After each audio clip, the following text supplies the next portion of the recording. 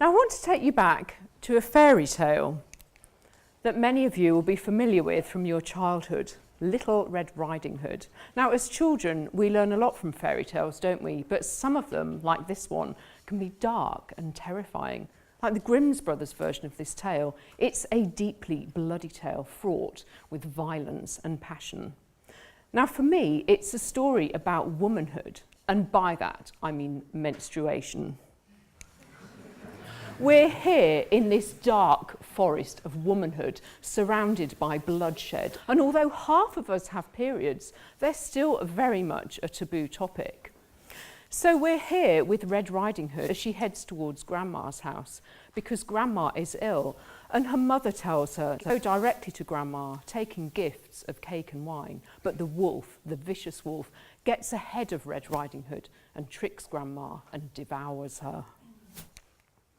This is me and my grandma, and it was the same for her. She too was devoured by the wolf, suffering pain and bloodshed, because Grandma had this awful condition where the cells that line the womb grow elsewhere in the body and bleed on a monthly basis, causing pain and inflammation, damaging organs and causing infertility.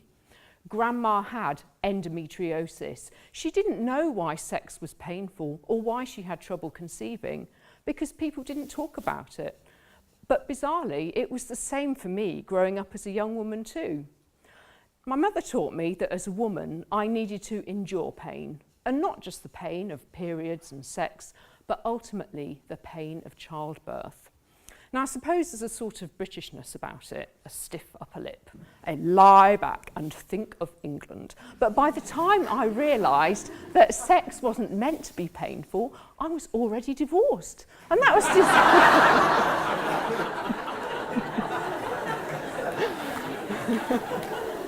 And that was despite growing up in a really open family where these things were discussed. And there have been some really unusual solutions to this problem. You'll like this. This red rubber buffer to stop painful sex. Now, I don't really know how this would really work. It's a bit horrible. But it has made me wonder that if men suffered from the painful sex caused by endometriosis, maybe, just maybe, we'd have a cure for it by now. I don't know.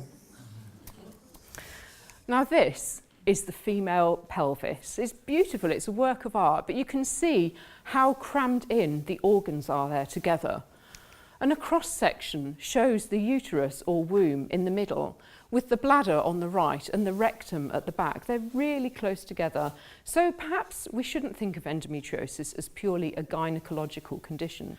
I've met women with endometriosis on the lungs, or women who've lost kidneys as a result of it. And some gynecologists call it the benign cancer because of the way it behaves, these rogue cells implanting in places where they're not supposed to be and bleeding, causing scarring and cysts. Now, I'm an accountant, and it's not something you ever should normally admit, but I love statistics. I think they're really fun, don't you? And when it comes to endometriosis, the statistics are pretty shocking. This is common. You may not have heard of it, but it's 1 in 10 women who are affected, or 1.5 million women of childbearing age in the UK, and 176 million women worldwide. There are almost as many women with endometriosis in the UK as with diabetes. And we've all heard of that, haven't we? It takes an astonishingly long time to diagnose it, on average 7.5 years. It's just an incredibly long time for women to be suffering. And you see a lot of doctors. So for me, before I was diagnosed, I saw 2 gynecologists and a colorectal surgeon.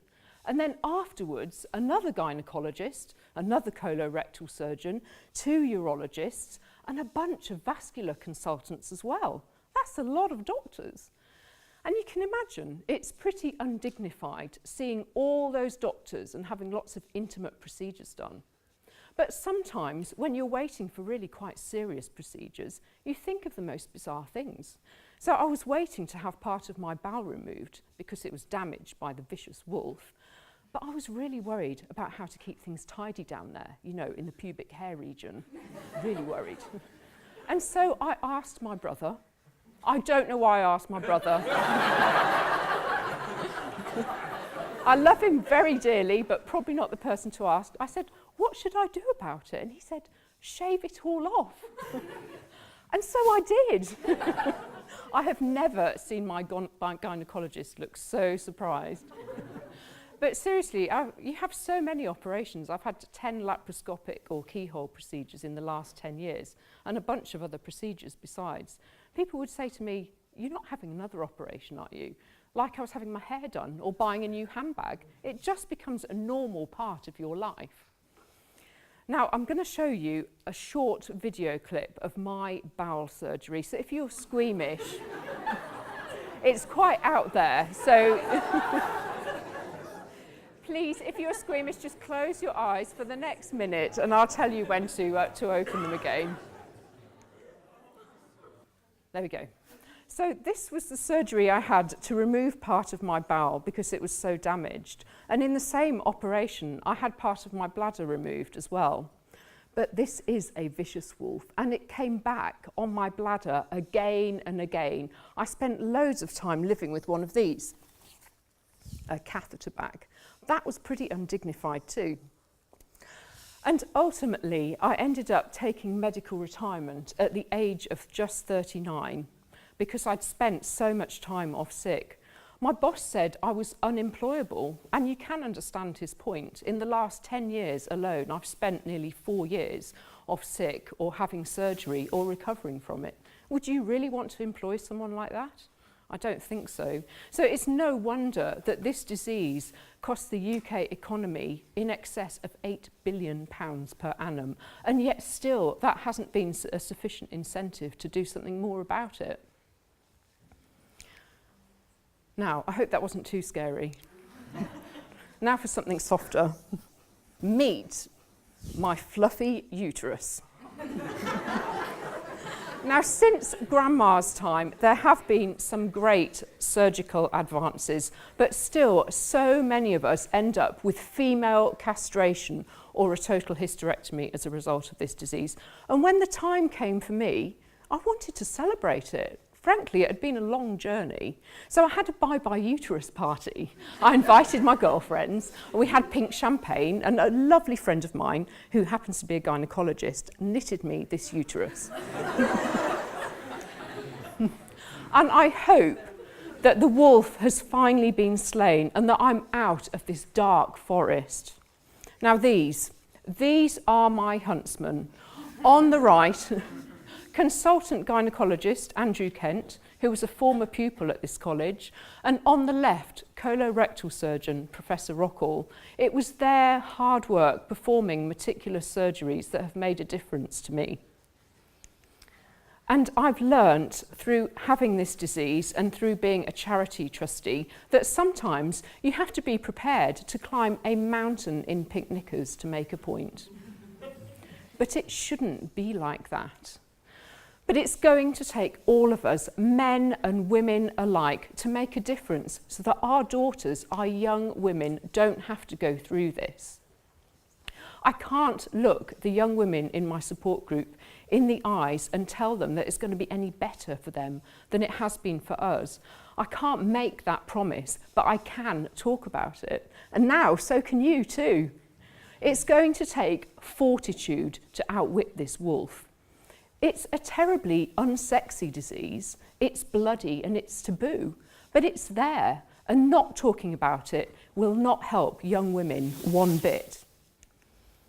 Now, so many women have endometriosis. There'll be some of you here in the audience today who unfortunately will have it. You may not even know it yet, or maybe your mum has it, your auntie or your sister. It takes a huntsman like my surgeon to track it down.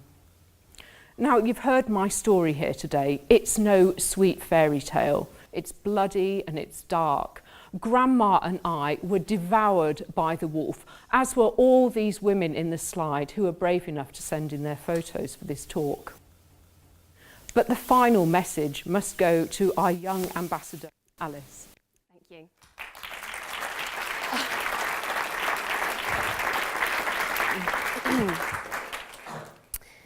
Our message is simple. We've got to fight this wolf with fortitude. Let's have the courage to talk about periods. Let's have the courage to talk about pain. Let's have the courage to talk about endometriosis. Now, we all know what happens at the end of Little Red Riding Hood, don't we? The wolf is slain. Let's make knowledge and education our legacy. Let's put the F into our future, because right now the wolf is running riot. Thank you.